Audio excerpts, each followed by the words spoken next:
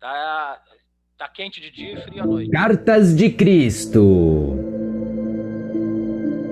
Áudio 9. Carta 2, página 6. Quando me senti suficientemente preparado para sair a ensinar e curar, para agradar a minha mãe, concordei em ir num sábado na sinagoga de Nazaré e falar para a congregação. Como era o costume, levantei e me foi entregue o livro de Isaías para ler.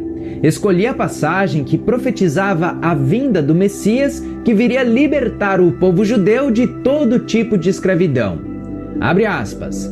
O Espírito do Senhor está sobre mim, porque o Senhor me ungiu para pregar as boas novas aos pobres. Ele me enviou para anunciar a libertação aos encarcerados e a recuperação da vista aos cegos, para libertar os oprimidos, para proclamar o ano da graça do Senhor. Fecha aspas. Então, sentei-me dizendo: hoje vocês veem esta profecia cumprir-se em mim. Isto produziu choque e espanto no rosto dos homens, que me olhavam atônitos, mas eu continuei falando, sabendo que o Pai me diria o que falar. As palavras vieram sem hesitação. Falei de minha experiência no deserto e relatei a visão do bebê crescendo até a idade adulta, sendo envolvido inconscientemente em correntes e ataduras mentais e assim ficando cego e aprisionado na escuridão interior, fechando-se para Deus. Expliquei que, ao fazer isso, eles expunham-se à opressão de conquistadores, escravidão, pobreza e doenças. Porque Deus é luz, eu disse, e luz é a substância de todas as coisas visíveis. E luz é o amor que faz todas as coisas para que o homem desfrute delas. Todas as bênçãos de abundância e saúde foram livremente disponibilizadas para aquele que amar a Deus com a mente, o coração e a alma e que viver estritamente segundo as leis de Deus. Quando terminei, houve um completo silêncio na sinagoga. Senti que a congregação havia experienciado algo estranho, poderoso e que tinha sido elevada a um plano superior do pensamento. Desejei que nada interrompesse a tranquilidade transcendente daquele momento. Em seguida, começaram a sussurrar entre si. Eles se perguntavam quem eu era. Alguns estavam convencidos de que eu era Jesus, a pessoa cuja família era bem conhecida na aldeia. Mas outros não podiam aceitar aquilo, uma vez que eu havia falado como alguém que tinha autoridade. Infelizmente, senti ressurgir minhas antigas reações para com aqueles homens religiosos. Sabia que tinham me desprezado no passado, de forma que esperava por essa rejeição. Voltei às antigas atitudes desafiadoras e isso os enfureceu por completo. Pelas minhas próprias reações humanas, atraí o desastre. E este quase aconteceu. Os mais jovens, instigados pelos mais velhos, correram até mim e me arrastaram para o topo mais alto do penhasco a fim de lançar-me à morte. Mas orei ao Pai para que me salvasse. De repente, ficaram tão alterados que mal sabiam o que faziam, se voltaram uns contra os outros e então eu pude sair do meio deles e escapar. Foi estranho, eles pareceram não notar a minha saída. Muito abalado por esta experiência, eu consegui mandar uma mensagem para minha mãe, dizendo que estava deixando Nazaré imediatamente e indo para Cafarnaum, uma agradável cidade junto ao mar da Galileia. A princípio, pensei em juntar-me a antigos conhecidos, mas senti intuitivamente que isso não seria o correto a fazer. De modo que, durante todo o caminho e, ao entrar na cidade, pedi orientação e ajuda ao Pai para encontrar acomodações. Eu não tinha dinheiro e não pediria esmola. Ao caminhar pela rua, uma mulher de meia idade veio em minha direção. Ela carregava pesados cestos e o seu rosto estava triste, parecia ter chorado. Num impulso, abordei-a perguntando onde poderia encontrar alojamento. Ela disse brevemente que normalmente me ofereceria uma cama, mas que estava com seu filho muito doente em casa. Também disse que tinha ido comprar algumas provisões para alimentar os consoladores que haviam se reunido para chorar a morte iminente de seu filho. Meu coração se afligiu por ela, mas também se alegrou. Prontamente tinha sido dirigido para alguém que eu poderia ajudar. Expressei minha simpatia e ofereci-me para carregar suas cestas até a casa. Ela me olhou por um momento, perguntando-se quem eu poderia ser, mas aparentemente ficou satisfeita com a minha aparência e conduta. No caminho, disse-lhe que talvez eu pudesse ajudar seu filho. "Você é médico?" perguntou-me. Respondi que não havia recebido formação médica, mas que poderia ajudá-lo. Ao chegar em casa, de pedra e bem construída, o que indicava uma boa situação social e prosperidade, levou-me até seu marido dizendo: "Este homem diz que pode ajudar o nosso filho." Melancólico, o homem inclinou a cabeça e não disse nada. A mulher, que se chamava Miriam, afastou-me dizendo que ele estava aflito e muito zangado. "O rapaz é nosso único filho entre muitas filhas e ele culpa Deus pela doença do garoto." Miriam começou a chorar. "Se ele fala assim contra Deus, que outros problemas cairão sobre nós?" perguntou-me. "Tranquilize-se", disse-lhe. "Logo verá que seu filho ficará bem novamente." Ela olhou-me com dúvidas, mas levou-me até o quarto onde o rapaz estava. Fazia calor e o ambiente estava sufocante, cheio de gente, bem intencionada e triste, conversando. Pedi à mãe para esvaziar o quarto, mas os visitantes resistiram. Eles queriam ver o que aconteceria e somente saíram do quarto contrariados quando Miriam chamou seu marido para falar com eles. Podia escutá-los discutindo com o pai no quarto ao lado. O que este homem achava que poderia fazer se o médico já havia declarado ser incapaz de ajudar o rapaz? O pai veio até o quarto para ver por si mesmo. Seu filho estava mortalmente pálido, com muita febre. A mãe explicou que ele não podia engolir a comida e que estava com o intestino solto. Ele havia estado assim por vários dias e tinha perdido muito peso. O médico disse que nada mais poderia ser feito, ele provavelmente morreria. Coloquei as mãos sobre a cabeça do rapaz e rezei, sabendo e silenciosamente dando graças com todo o coração que o Pai Vida fluiria pelas minhas mãos para dentro de seu corpo. Desta forma, o trabalho de cura se realizaria.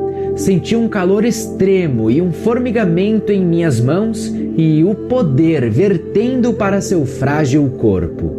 Fui inundado por uma alegre gratidão. Como era grandioso e maravilhoso o Pai Vida quando liberado para fazer o seu trabalho natural de cura. Sua mãe e seu pai, olhando ansiosos para ver o que aconteceria a seguir, seguravam a mão um do outro e observavam com muita atenção. Quando eles viram a cor do seu filho mudar, do branco para um rubor mais sadio, exclamaram com espanto e alegria. Depois de algum tempo, o rapaz levantou seu olhar para mim, dizendo claramente: "Agradeço, eu estou bem melhor agora. Estou faminto, eu quero algo para comer." Sua mãe riu de felicidade e o abraçou apertado, mas estava um pouco apreensiva. "Não posso dar comida a você, filho meu. O médico ficaria zangado." Ela havia sido avisada para não dar comida a ele, somente água. Eu sorri e disse: "Ele está curado. Pode dar pão e vinho a ele, que não fará mal." Seu pai, Zedequias, estava maravilhado de alegria e gratidão. Depois de abraçar o seu amado filho, voltou-se para mim e apertou minhas mãos calorosamente. Ficou dando tapinhas em meus ombros enquanto balançava sua cabeça, incapaz de falar devido às lágrimas que escorriam por sua face. Quando ele finalmente se recompôs, entrou no salão e falou às pessoas que lá estavam: "Meu filho, quase morto, recuperou a plenitude da vida novamente." Suas palavras foram recebidas com gritos de alegria, entusiasmo, incredulidade, questionamentos, risadas e felicitações. A mãe do rapaz ficou parada, com um sorriso estampado na face. Depois disso, não foi mais necessário buscar por acomodações. Quando Zedequias disse aos atônitos consoladores que o garoto estava curado, e o próprio jovem apareceu na porta sorrindo e pedindo novamente por comida, todos os consoladores rodearam-me e convidaram-me às suas casas. No entanto, preferi ficar com o pai do garoto, que agora dizia estar cheio de perguntas a fazer-me. Ele esperava que eu pudesse respondê-las. Depois de colocar o vinho e a comida sobre a mesa, todos foram convidados a comer até saciarem-se. Zedequias sentou-se e formulou sua primeira pergunta. Ele disse: "Você fez algo que nenhum sacerdote ou médico poderia fazer. A cura vem somente de Deus. Embora seja um desconhecido, percebo que você deve vir de Deus." "Sim", respondi, e as pessoas murmuraram assombradas. "Esta doença que veio ao meu filho era um castigo por algo que eu tenha feito de errado no passado? E como eu poderia cometer um pecado tão grave que Deus quereria levar o meu único filho?" Muitas das pessoas que escutaram estas palavras acenaram com a cabeça. "Você fez a pergunta que mais quero responder, Zedequias. Deus nos dá a vida e a existência do ser. Ele não iria arrancá-la de nós como um homem arrancaria um tesouro do outro só porque está zangado com ele. Esta é a maneira como a humanidade se comporta, não Deus. E Deus não está sentado em um trono, em algum lugar do céu, como fazem os reis humanos que se sentam em seus tronos e governam o seu povo. Esta é a maneira humana de proceder, uma crença humana, não a verdade. A maneira de proceder de Deus vai muito além do que a mente humana pode conceber ou sonhar. Somente eu vi aquele que nos trouxe à existência, e sei que ele não é o tipo de Deus que os rabinos ensinam. Vi que ele é o perfeito amor, e por esta razão eu prefiro falar do Pai, pois eu vi que ele trabalha dentro de cada ser vivo, mantendo-o num bom estado de saúde, assim como um pai humano trabalha para manter seus filhos bem alimentados, vestidos e protegidos dentro do abrigo de um lar. Eu o vi dentro de todas as coisas do mundo." "Como pode ser isso?" perguntou um homem duvidando. "Não é possível para um ser individual, de qualquer tipo, estar em todos os lugares ao mesmo tempo. Mas o ar está em todo lugar, ainda que não se possa ver. No entanto, sabemos, sem dúvida alguma, que ele é muito real e muito importante para a nossa existência. Se o ar não existisse e não pudéssemos respirá-lo, morreríamos. Não podemos ver o movimento do ar que chamamos de vento, mas vemos que ele agita as folhas e conduz as nuvens no céu. Por isso, sabemos que o ar está acima de nós, ao nosso redor e que é forte. E agora pergunto: qual é a parte mais real e mais valiosa do homem? Seu corpo ou sua mente? Alguns respondiam que era o seu corpo. Caso contrário, não teriam lugar na terra, não poderiam trabalhar, não poderiam ser vistos, não seriam conhecidos. Outros diziam que sua mente era mais importante do que seu corpo. Ao que eu respondi: a mente é a parte mais importante do homem, uma vez que, sem sua mente, ele não teria o comando do seu corpo. Ele não poderia comer, beber, dormir, mover-se, planejar, não poderia viver. Contudo, não podemos ver a mente. Simplesmente sabemos que temos uma mente por causa dos pensamentos que ela produz e porque os pensamentos elaboram algum tipo de ação em nossas vidas. Acreditamos que a mente funciona por meio do cérebro. Sim, é assim que funciona. Senão, como poderia o cérebro, que nasceu da carne, produzir pensamentos, sentimentos, ideias e planos? Agora deve estar ficando claro para vocês que é assim que o Pai está presente em todas as coisas. Ele é a mente que dirige a mente humana, fazendo seu grande trabalho dentro de cada ser vivo. Sabemos que é assim porque vemos as maravilhas da sua obra. Vemos o crescimento das crianças, vemos o alimento que comem ser milagrosamente convertido em outra substância que os nutre e os faz crescer. Como isso acontece, não sabemos, nem sequer podemos imaginar. Mesmo que soubéssemos, ainda assim continuaríamos sem saber o que acionou tão importante processo de vida dentro dos corpos vivos de cada espécie. Vejam de que forma tão maravilhosa os corpos de cada espécie são formados e criados propositalmente, de forma expressa para transformar o tipo de alimento que se come em energia para nutrir ossos, sangue e carne. Agora que nos mostrou todas essas coisas, podemos ver que elas são realmente maravilhosas! Exclamou um jovem. Elas são! Vemos os jovens corpos passando por suas várias etapas de desenvolvimento e vemos suas mentes acompanhando o seu desenvolvimento físico até que começam a desejar encontrar um cônjuge para se tornarem pais. Logo, o grande trabalho da concepção é realizado e o crescimento da semente dentro do útero continua até que a criança chegue a seu desenvolvimento pleno. Pensem! Quem determina este constante crescimento tão ordenado dentro da mulher? De onde vêm os planos que regem o correto desenvolvimento da cabeça, do corpo e dos membros, os quais são invariáveis de uma mulher para outra e de uma espécie para outra?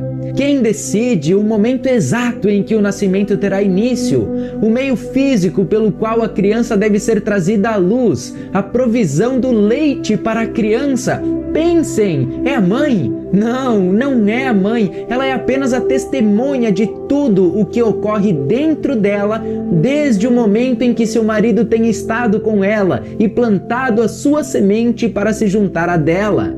Deus faz todas essas coisas de longe? Estes pensamentos chegam a cada homem e mulher para decidir quando essas coisas devem acontecer? Não! Todo este trabalho é realizado pelo poder criativo da mente, a vida inteligente e amorosa dentro de todos os seres vivos. Vemos o amor dos pais por seus filhos, sejam eles pássaros, animais ou homens. De onde vem este amor? Ele provém do poder criativo da mente, o perfeito amor do Pai que está em nós. É por causa do trabalho que o Pai faz com as plantas, árvores, pássaros, animais e com o próprio homem que hoje estamos aqui, vivos, respirando, comendo, dormindo, tendo filhos, envelhecendo e então morrendo para passar para um lugar mais feliz. Tudo isso é a obra do Pai que está ativa dentro de nós. Como podem negar a verdade de tudo que eu disse a vocês nesta noite? Hoje, viram um jovem agonizante que foi trazido de volta à plenitude da vida em pouco tempo. Fui eu quem o curou? Não! Por mim mesmo eu não posso fazer nada. Foi a vida, que é o Pai ativo dentro de todas as coisas, que veio com toda a força para reparar um corpo doente e trazê-lo novamente de volta à plena saúde, porque acreditei que assim seria e não duvidei.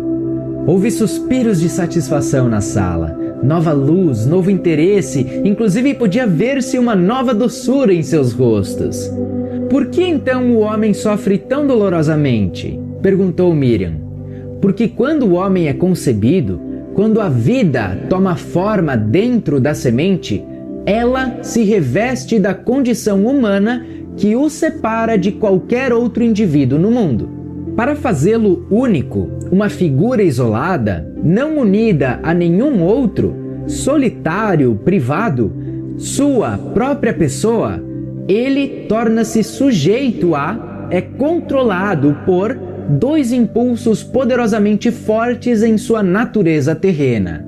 O de ligar-se a todas as coisas que deseja muito e o de rejeitar e afastar tudo aquilo que não quer. Estes dois impulsos básicos do homem estão presentes em cada coisa que ele faz ao longo da vida e são inteiramente responsáveis pelos problemas que atrai para si. Embora o Pai esteja ativo no interior do homem, não há nada de humano nele. Portanto, o Pai nada retém, nada rejeita, nada condena, nem mesmo vê a transgressão.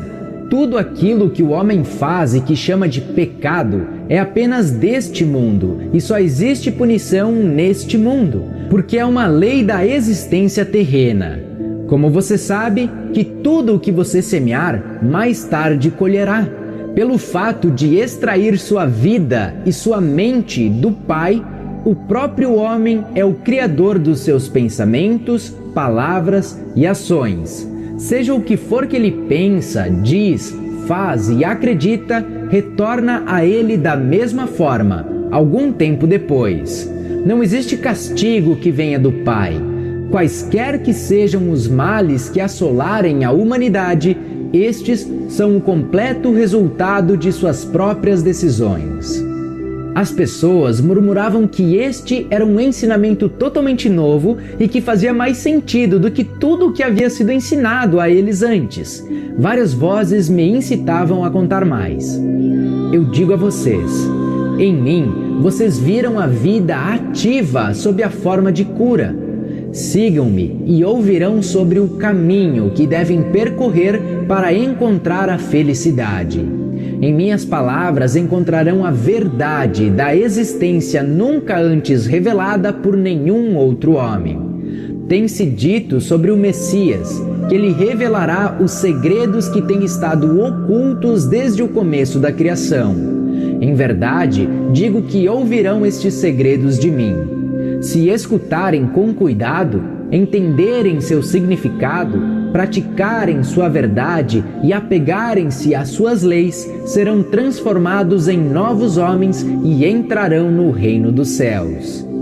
As pessoas ficaram em silêncio por um momento, e então houve um clamor de conversa animada, mas Zedequias levantou-se e disse que era hora da família descansar. Seu filho precisava dormir e sua esposa e filhas também estavam exaustas de tanto chorar. Ficou combinado que, na manhã seguinte, eu iria até o porto e as pessoas doentes seriam trazidas até mim. Desta forma, fui capaz de empreender minha missão e tudo foi rapidamente arranjado da melhor forma possível. Parecia que, se eu não efetuasse as curas, não haveria interesse nem aceitação de tudo o que eu havia dito. As curas demonstravam a verdade de tudo que eu havia ensinado, e meus ensinamentos explicariam as razões pelas quais eu era capaz de trazer do Pai para eles a cura. Sobre o dia seguinte, no próximo áudio.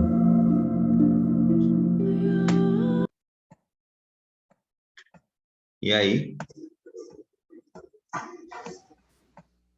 Por mim, eu ficava ouvindo mais, mas... Ah, sim. Olha, se não tivesse com tanto santo, Eu ouviria ouviria também, mas maravilhoso, não aguento não. maravilhoso. É, muito bom. Dá vontade de ficar ouvindo, passar a noite, não dá, tio Ney? Muito bom, muito bom. Muito bom, maravilhoso. Na verdade, assim, é tão simples que é o que a gente já sabe, né? É simples. A maneira como ele se apresenta é muito simples, muito de fácil entendimento, não é? A maneira como ele conta a história. E por essa simplicidade, eu acho que nenhuma religião vai aceitar essas cartas. Ah, não, de jeito nenhum. A questão não é que também cá entre nós. Quem quer saber das religiões, né?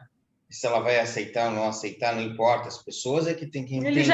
Ele já disse. O que ele fala ali. Muitas pessoas não estão preparadas. As pessoas é que vão ter que entender quem nós somos de verdade, quem é esse poder divino, né? A religião, para mim, hoje, não importa. A religião não importa. Não é o espiritismo, não é o catolicismo, não é o judaísmo. Para mim, não importa. O que importa é a razão, né? É verdade. Que importa. É o fundamento, né? O que ele fala ali é o fundamento da vida, né? A vida é isso, é o amor, é o Pai Divino, é uma energia. Mas como ele... A mudança interior, né? A mudança interior, né, Tchulê? Do passado. É o ganha-pão de muitas religiões. Muita gente. Muita gente ganha dinheiro naquela religião. Se eles não vão aceitar isso, entendeu? Então, vão tentar pregar que isso aí é uma mentira, ou pregar... Algumas pessoas, como a gente, alguns grupos espiritualizados, algumas pessoas que estão aceitando essas coisas, sim, claro, vão aceitar, vão seguir. Mas a grande maioria não vai querer perder o ganha-pãozinho lá, né? O dízimo, tudo que ganha, né, numa igreja, seja ela protestante, católica, seja ela muçulmana, seja ela de qualquer forma, né, entendeu? É complicado. Mas é como se fala, muitos serão os chamados, poucos serão os escolhidos, né? Então, esses poucos é que serão a salvação do planeta, eu acho. As pessoas que entenderem, aceitarem, né, que serão as pessoas que estarão aí para salvar o planeta. E depois também, assim, quando você fala salvação, para mim a salvação é muito relativa, né? Não é íntimo. É íntimo, Depende de nós, vamos assim, das pessoas que queiram para reabitar, porque o planeta vai sofrer mudanças. Sim. A gente vai precisar repovoar o planeta de uma outra forma, uma nova raça, um novo jeito, lógico, lá depois de 2050, coisa parecida, entendeu? Né? Mas a salvação é íntima, é cada um buscando a sua. Né, Diana? Tá desligada. Tá mudo, Ana. Tá mudo, Ana. Serão meus netos. 2050. Isso. De repente, meus netos.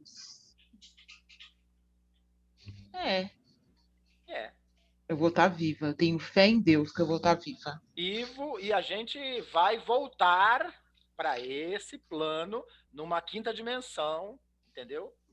Aí tudo bem. A gente não vai, a gente não estou falando assim, não quero ir, né? Não pretendemos, mas as pessoas que se espiritualizarem, eu acho que voltam. É isso que eu gostaria de entender, né? Que a gente está na terceira dimensão, aí a quarta dimensão é a dimensão espiritual, e diz que o mundo vai se transformar numa quinta dimensão. Como é que a gente vai fazer essa passagem? É isso que eu queria entender. Eu acho que quando a gente vai ter que morrer e voltar? Então, eu vi um vídeo uma vez falando sobre isso. Eu não vou conseguir reproduzir. Porque não é estranho, a gente está na terceira, material. A quarta é espiritual. Como é que a gente vai passar para a quinta sem morrer? A gente vai passar para a quinta. Direto. Como? Então, Tá mudo, tio. Eu vou separar o vídeo. É uma importante discussão, né? Para mim, olha, eu tô que nem o tio Ney. Para mim, o que me importa é evoluir, ajudar o meu próximo. É isso. Eu não estou nem aí para dinheiro, para esse mundo material é muito chato mesmo, como de seu amigo, de ciúme, de querendo ter o que é dos outros. Não, eu quero evoluir como ser humano, é isso que eu quero. Ajudar o meu próximo, aprender. E quero montar uma comunidade, sei lá. Eu sonho com isso, tio Ney. Sabe, quando a gente ficar velhinho, um lugarzinho para a gente ficar? Um vai lá colher a alface, o outro vai fazer a sopa, a gente vai se reunir. Quando eu ficar velhinho, peraí, tá muito longe. Vai. Olha. Fazer a nossa fogueira e conversar, e sabe, uma coisa gostosa. Eu sonho com isso. Começar hoje, então. Ajudar o nosso próximo. Já dá para plantar uns pés de alface aí. Pelo amor de Deus. Começar a colher já. Começar já a plantar pé de alface agora. Eu vou fazer brigadeiro, não vou fazer verdura para ninguém. Tudo bem, você é responsável pelos docinhos, então. Faço brigadeiro. Os velhotes tudo com diabetes, né? Isso, e depois eu aplico o reiki. Na sequência, um brigadeiro e um reiki. Come bastante doce depois. Isso mesmo. Não vou fazer... Eu não sei vocês, mas assim, eu estou muito, muito tranquila, estou com muita fé em Deus, né? Lógico que às vezes tem momentos que dá aquela tristeza, a gente vê essa situação assim, parece que não acaba, né? Sim. Mas a gente tem que ter fé em Deus e tem que acreditar. Eu vou anotar o tópico. Nada acontece por acaso, cada um está no seu papel. Anota aí, tia Ana, onde nós paramos? No 10, já anotei. Não, nós vamos assistir o 10 agora. Agora é o 10.